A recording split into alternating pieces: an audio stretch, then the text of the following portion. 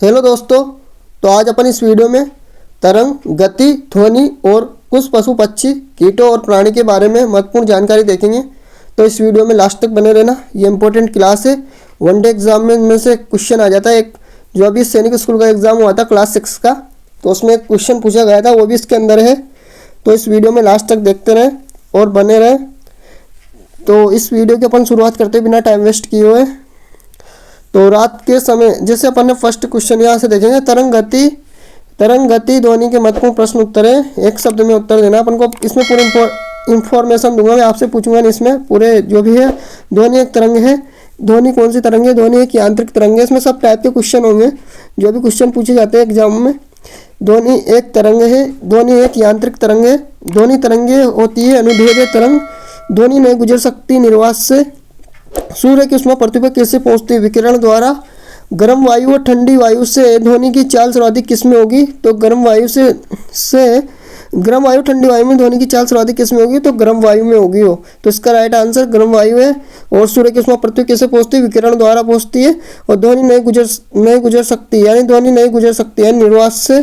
और ध्वनि तरंगे होती है अनुदैर्ध्य होती है। ध्वनि एक तरंग है, यांत्रिक तरंग। तो अपन ने देखा। अपन अगला देखते हैं।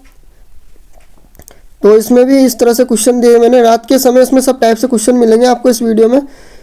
इस तरह से पूरे क्वेश्चन लिया। आप इस वीडियो में लास्ट तक बने रहना और देखते रहना। इसमें सब तरह के क्वेश्चन मिलेंगे आपको इस वीडियो में। तो इसमें देखेंगे अपन अब रात के समय आवासीय क्षेत्र में शोर का अनुमानित स्तर है 45 डेसिबल। किस तीव्रता की ध्वनि प्रदूषण कही जाती है? 80 डेसिबल या अधिक। समुद्र में डूबी वस्तु का पता लगाने के लिए किस यंत्र का प्रयोग किया जाता है? तो सोनार का प्रयोग किया जाता है। और चंद्रमा पर दो व्यक्ति एक दूसरे की बात क्यों नहीं सुन पाते? यानी चंद्रमा पर दो व्यक्ति एक दूसरे की बात क्यों नहीं सुन पाते? यानी एक दूसरे बात करेंगे तो आपस में नहीं सुन पाएंगे। तो वायुमंडल की अनुपस्थिति के कारण, यानी वायुमंडल उपस्थित नहीं होता उसमें, उस जगह पर वायुमंडल अनुपस्थित होता है। जाली या नकली दस्तावेजों का पता किन किरणों द्वारा लगाया जाता है? तो पराबैंगनी किरणों द्वारा लगाया जाता है जाली और नकली दस्तावेजों का। अपन अगला देखते हैं अब। तो ये अपश्रव्य ध्वनि कौन सुन सकते हैं? अपश्रव्य ध्वनि कौन सुन सकते हैं? तो अपश्रव्य ध्वनि क्या होती है? 20 हर्ट्ज से कम की ध्वनि होती है। इसको हाथी, वेल, गेंडा, दरियाई घोड़े, अष्टबाहु यानी ऑक्टोपस आदि सुन सकते हैं इसको। हाथी, वेल, गेंडा और दरियाई घोड़े। अष्टबाहु या ऑक्टोपस मोलस्का संघ का एक प्राणी है। ये इस रात्रिचर जीव को डेविल फिश भी कहते हैं। ऑक्टोपस को अष्टबाहु भी कहते हैं, डेविल फिश भी कहते हैं। इसी संघ में घोंगा, सिप, शंख इत्यादि जीव भी हैं। ये एडिशनल इंफॉर्मेशन लिए इसमें। तो ऑक्टोपस के 3 दिल और 9 दिमाग होते हैं। उनके 9 दिमाग में एक तो केंद्र में होता है और बाकी के 8 एक छोटे छोटे दिमाग होते हैं सभी 8 पैरों में। उनके 8 पैर होते हैं, जिसके कारण उन्हें अष्टबाहु भी कहा जाता है। इसी कारण कहा जाता है उन्हें ऑक्टोपस। अब अपन देखते हैं फार्मिक अम्ल। तो फार्मिक अम्ल इस तरह से छोटी छोटी इन्फॉर्मेशन भी दे रखी है मैंने इसमें सब तरह से। फार्मिक अम्ल एक कार्बनिक यौगिक है। ये लाल चींटियों, शहद की मक्खियों, बिच्छू तथा बर्रों के डंकों में पाया जाता है। इन कीड़ों के काटने या डंक मारने पर थोड़ा अम्ल शरीर में प्रविष्ट हो जाता है तो उस स्थान पर जलन होने लगती है तथा वह स्थान फूल जाता है और दर्द करने लगता है। बिच्छू के 8 पैर होते हैं और 2 बड़ी चिमटाधारी भुजाएं होती है, यानी 2 हाथ होते हैं, उसके 2 भुजाएं होती है। तिलचट्टे के कुल 6 पैर होते हैं। कॉकरोच का दिल 13 कच्चे होता है। तिलचट्टा यानी कॉकरोच होता है। मेंढक के दिल में 3 कच्चे होते हैं। चींटियों में के 3 जोड़ी कुल 6 पैर होते हैं, यानी 3 जोड़ी यानी 3 दूनी 6, यानी 2 3 एक साइड रहते हैं, 6 पैर होते हैं। तो इस तरह से इंफॉर्मेशन मिलेगी आपको। मधुमक्खी। तो मधुमक्खी कीट वर्ग का प्राणी है। मधुमक्खी से मधु प्राप्त होता है जो अत्यंत पौष्टिक भोजन है। यह संघ बनाकर रहती है। प्रत्येक संघ में एक रानी, कई सौ नर और शेष श्रमिक होते हैं। मधुमक्खी छत्ते बनाकर रहती है और इनका यह घोंसला या छत्ता मोम से बना होता है। इसके वंश एपिस में 7 जातियाँ एवं 44 उपजातियाँ हैं। मधुमक्खी नृत्य के माध्यम से अपने परिवार के सदस्यों को पहचानती है। तो मधुमक्खी के बारे में इंफॉर्मेशन दे रखी है। तो इसमें कुछ इस तरह क्वेश्चन आ जाते हैं। मधुमक्खी के बारे में बहुत सारी इंफॉर्मेशन दे रखी होती है और 4 विकल्प में आती है। तो उसमें से अपन को कौन सा सही है, ABCD। तो ABCCDE इस तरह से ऑप्शन आते हैं, तो उसमें काम आती है इस तरह की इंफॉर्मेशन। तो अगला देखते हैं अपन। नेवला दिन के दौरान सक्रिय रहता है और आमतौर पर रात में मांद में सोता है। यानी नेवला दिन के दौरान सक्रिय रहता है और रात में मांद में सोता है, यानी मांद होता है नेवले का स्थान। तो इस तरह से ध्यान रखा जाता है। अपन को इन्फॉर्मेशन दे रखी है मांद, तो इस तरह से इन्फॉर्मेशन भी आ जाती है। रीजनिंग वगैरह इनका पेपर होता है तो उसमें रीजनिंग बीच में पूछ लेते वनडे एग्जाम में। तो मांद, तो इस तरह से दो ऑप्शन आते हैं क्लासिफिकेशन वर्गीकरण में। तो कौन का स्थान कहाँ पर है, इस तरह से पूछे जाते हैं। आवाज के रिलेटेड आ जाते हैं, साउंड कौन क्या आवाज निकालता है। धर्मशास्त्रों के अनुसार नेवले को धन के देवता कुबेर का वाहन माना जाता है। यानी और सोनार तकनीक का उपयोग जल के नीचे, वो आए थे ना सोनार, तो सोनार तकनीक का उपयोग, इसकी डिटेल इंफॉर्मेशन है। सोनार तकनीक का उपयोग जल के नीचे छिपी चट्टानों, घाटियों, पनडुब्बियों, हिम शेर, डूबे हुए जहाज आदि में किया जाता है। सोनार तकनीक होती है। स्पष्ट प्रतिध्वनि सुनने के लिए अवरोधक व ध्वनि स्रोत के बीच 17.2 मीटर की दूरी होनी चाहिए। स्पष्ट प्रतिध्वनि सुनने के लिए अवरोधक जो भी है साधन, दो साधनों के बीच की दूरी होनी चाहिए।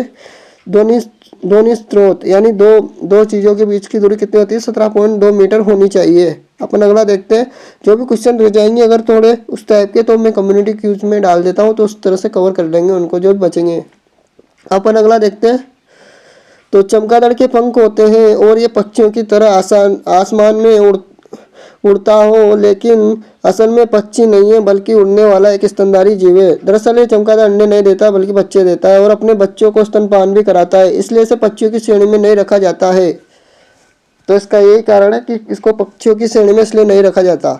चमगादड़ उल्टे लटकते हैं क्योंकि उल्टे लटके रहने से वो बड़ी आसानी से उड़ान भर सकते हैं, इसलिए उल्टे लटके रहते हैं चमगादड़। यूडर्मा मैकुलम नाम चमगादड़ को दिया गया है। यूडर्मा मैकुलम नाम चमगादड़ को दिया गया है। ये प्रीवियस ईयर में पूछा गया क्वेश्चन है वनडे एग्जाम में। यूडर्मा मैकुलम नाम चमगादड़ को दिया गया नाम है। 20 किलोहर्ट्ज से अधिक आवृत्ति की ध्वनि को पराश्रव्य ध्वनि कहते हैं। अधिक ध्वनि को, ये ध्वनि डॉल्फिन, चमगादड़, पोर्पोज उत्पन्न करते हैं। यानी कि 20 किलोहर्ट्ज से अधिक की ध्वनि को पराश्रव्य ध्वनि कहते हैं। यानी किलोहर्ट्ज यानी ज्यादा हो गई है तो उसको क्या कहते हैं, पराश्रव्य। 20 किलोहर्ट्ज से अधिक की ध्वनि को पराश्रव्य ध्वनि कहते हैं। ये ध्वनि डॉल्फिन, चमगादड़, पोर्पोज उत्पन्न करते हैं। और अपन ने देखा था यहाँ पर एक इस तरह से क्वेश्चन देखा था अपन ने अपश्रव्य ध्वनि वाला। तो अपश्रव्य ध्वनि में अपन ने देखा 20 हर्ट्ज से कम की ध्वनि होती है। इसको हाथी, वेल, गेंडा, दरियाई घोड़े, अष्टबाहु सुन सकते हैं। इसको ये ध्वनि होती है इसकी। अपश्रव्य ध्वनि कौन सुन सकते हैं, हाथी, वेल, गेंडा, दरियाई घोड़े, अष्टबाहु यानी ऑक्टोपस। और अपन ने यहाँ पर देखा है 20 किलोहर्ट्ज से अधिक ध्वनि कौन सुन सकता है, डॉल्फिन, चमगादड़ और पोर्पोज। ये उत्पन्न करते हैं ध्वनि को, ध्वनि कहते हैं, ये उत्पन्न करते हैं इसको, ध्वनि को। तो अपन अगला देखते हैं अब। मोर और ऊंट गर्म खून वाले जानवर है। ये जीव अपने शरीर के अंदरूनी तापमान को स्थिर तापमान पर बनाए रखते हैं। अधिकांश स्तनधारी और पक्षी गर्म रक्त वाले होते हैं। अधिकांश स्तनधारी और पक्षी, जो भी स्तनधारी होंगे और पक्षी गर्म वर्ग रक्त समूह में आएंगे। वो कुछ इस तरह से क्वेश्चन में पूछ लिया जाता है कई बार। ठंडे रक्त वाले और गर्म रक्त वाले का मिलान कीजिए, या ठंडे रक्त वाले और गर्म रक्त वाले को कौन कौन से किसी भी तरह से पूछा जा सकता है। तो अपन ने सब तरह से क्वेश्चन लिए इसमें। मोर और ऊंट गर्म खून वाले जानवर है। तो मोर और ऊंट जोड़ा बना के भी दिया जा सकता है, कौन से दो जानवर अलग दे देंगे दो उसमें से। तो इस तरह से मोर और ऊंट गर्म खून वाले जानवर है। अधिकांश स्तनधारी और पक्षी गर्म रक्त वाले होते हैं। मछलियां ठंडे रक्त वाली कशेरुकियां हैं जो पानी में रहती है और फेफड़े के बजाय गलफड़ों से सांस लेती है। उनके पास पैरों के बजाय पंख होते हैं। पैरों के बजाय क्या होता है, पंख होते हैं। किस यानी कि जो गलफड़े होते हैं उनसे सांस लेती है। किस जानवर के शरीर का तापमान वातावरण के तापमान पर निर्भर नहीं करता, पक्षी और स्तनधारी। अपन अगला देखते हैं। तो इसी ये नीचे दे रखा है एक और। गर्म रक्त वाले जानवर जिन्हों होमोथर्म के नाम के रूप में भी जाना जाता है, जैसे पक्षी और स्तनधारी, शरीर के तापमान को स्थिर बनाए रखते हैं, इसलिए पर्यावरण के तापमान में परिवर्तन से प्रभावित रहते हैं। उदाहरण चमगादड़, कबूतर और खरगोश समतापीय जीवों के कुछ उदाहरण है। ये समतापीय जीव है, चमगादड़, कबूतर और खरगोश समतापीय जीवों के कुछ उदाहरण है। और अधिकांश स्तनधारी और पक्षी गर्म रक्त वाले यानी गर्म रक्त वाले हैं। यानी गर्म रक्त वाले को होमोथर्म कहा जाता है। स्तनधारी, पक्षी और स्तनधारी के शरीर के तापमान स्थिर बनाए रखने के लिए, इसलिए पर्यावरण के तापमान परिवर्तन से अप्रभावित यानी अप्रभावित रहते हैं। पर्यावरण के तापमान का कोई प्रभाव नहीं पड़ता है, अप्रभावित रहते हैं इनसे स्तनधारी, क्योंकि गर्म रक्त वाले होते हैं यानी गर्म खून वाले होते हैं। तो अपन भालू, अब भालू से रिलेटेड इंफॉर्मेशन दे रखी है इसमें। भालू के पूरे शरीर में बड़े बड़े गुच्छेदार बाल होते हैं। भालू के नाखून बहुत ही बड़े और नुकीले होते हैं। पूरे विश्व में भालू दो प्रकार के होते हैं, पहला गिजरी भालू और दूसरा ध्रुवी भालू। जो सफेद भालू लगा रखा है थंबनेल पे वही है ध्रुवी भालू, और गिजरी भालू इस तरह से आएंगे। तो गिजरी भालू भूरे और काले रंग के होते हैं, काले और भूरे रंग के देखे होंगे आपने। और ध्रुवीय भालू सफेद रंग के होते हैं। गिजरी भालू मांस के साथ घास और पेड़ के फल पत्तियों का भी सेवन करते हैं, लेकिन ध्रुवीय भालू पूर्ण रूप से मांसाहारी होते हैं, यानी कि वहाँ पर कुछ पेड़ पौधे नहीं होते हैं तो फिर उस तरह बर्फ में रहते हैं, तो वहाँ इस तरह से मांसाहारी भोजन ही करते हो, मांसाहारी होते हैं। इसलिए भालू काफी फुर्तीले होते हैं और वो आसानी से पेड़ों पर चढ़ जाते हैं। उन्हें पानी में भी तैरना आता है, पानी में भी तैर सकते हैं भालू। तो इस तरह से इंफॉर्मेशन है भालू के बारे में, कुछ इंपॉर्टेंट। और अपन देखेंगे अब इसमें उल्लू की सुनने की क्षमता और रात में देखने की क्षमता बहुत अधिक होती है। बाज एक ऐसा पक्षी है जिसकी देखने की क्षमता इंसान से 4 से 8 गुना अधिक होती है। यानी कि इस तरह से क्वेश्चन आए थे, 2-3 और पक्षी थे, इसमें 1 या 2 और इस तरह से बाज एक ऐसा पक्षी जिसकी देखने की क्षमता 4 से 8 गुना अधिक होती है। तो उसमें 8 गुना ऑप्शन था, तो इस तरह से यही राइट आंसर हो गया था अपन का, 8 गुना वाला उसमें। तो ये क्वेश्चन आया था, अभी सैनिक स्कूल का एग्जाम हुआ था उसमें। बाज एक पक्षी है जिसे ईगल के नाम से भी जानते हैं। और बाज के 2 पंजे, 2 पंख, 2 आंख, एक मुड़ी हुई नुकीली चोंच और पंजे में तेज नाखून होते हैं। बाज की चोंच में केराटिन मौजूद होते हैं, कारण उसकी ग्रोथ होती रहती है। केराटिन मौजूद होता है इसकी चोंच में। तो अपन अगला देखते हैं। तो अपन की वीडियो का ये लास्ट क्वेश्चन है, तो उसको देखेंगे अपन बिल्कुल ध्यान से। तो चार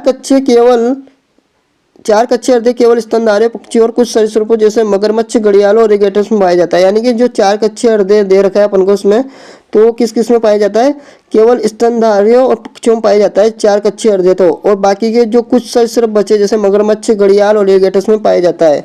तो स्तनधारी पक्षियों में तो 4 कच्चे हृदय पाया जाता है, और सभी सरीसृप बचे इनको छोड़ के, मगरमच्छ, घड़ियाल और एलिगेटर छोड़ के, इनमें सभी में कितना हृदय पाया जाता है? 3 कच्चे हृदय पाया जाता है। और उभयचर और सरीसृप यानी सरीसृप यानी मगरमच्छी, एलिगेटर्स, घड़ियालों को छोड़कर उभयचर में भी 3 कच्चे हृदय होता है। उभयचर कौन है? मेंढक। तो मेंढक में भी 3 कच्चे हृदय होता है, जो अपन ने आगे देखा था। तो इस वीडियो में इतना ही। तो इस वीडियो को पूरी देखना और इसको एक बार और रिवाइज कर लेना, देख के इसकी PDF आपको डिस्क्रिप्शन बॉक्स में दे दी जाएगी।